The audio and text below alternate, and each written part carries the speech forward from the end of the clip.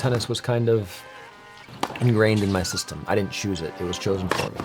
You know, all I knew was travel, play, travel, play, travel, play. I only knew one objective, right? Only knew one way, like I want to be this. And when you can't be that, but you're like almost unwilling to deal with that, then what's the alternative?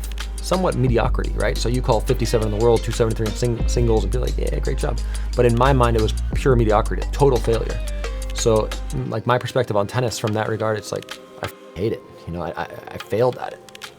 I think it was more like a means to an end. This is a way that I could potentially prosper, maybe make a fair bit of money, create some kind of credentials, and you know, maybe I'm a college coach. Like that was a possibility, but I don't think I ever really wanted to be in it for the duration. Like I didn't have that love for it.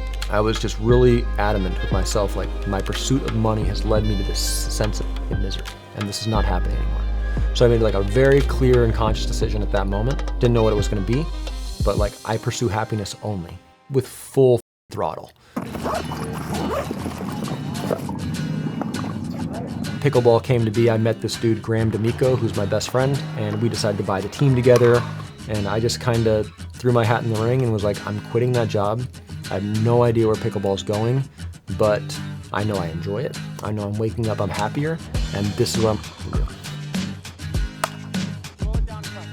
You know, like, I mean, I've been to enough communities that are pickleball oriented, and like, it's happening everywhere. You have to be foolish to walk around and think like, this shit's taking over the world. In some regard, it really is. Like, these people supported me. People started talking to me like, why don't you go play? Like, you're really good, you should go play. But again, it just kind of built really quickly, and I knew that I wanted this pursuit. And once I finally made that decision that I was quitting the other job, pickleball was gonna be my life, everything's been gravy since. That's what did it ultimately for me. Like, I knew I loved pickleball. I knew I loved the people in it. I knew how to represent it. Like, everyone's good. Everyone's having a good time. And that's the facts. It's like, I wanted to be a part of that. I wanted to build that. I wanted to do what I could to promote that. I just didn't want to look like everybody else. It just didn't suit who I was. It didn't fit my persona. It didn't fit my image. It's been huge because it identifies me. I feel like I stand out. I rep the stuff because I love it. I rep because it's quality, and I like the fact that I look a little fly. People reference me to the shirts all the time. They know me as the guy who wears the flashy shirts, and I'm cool with that.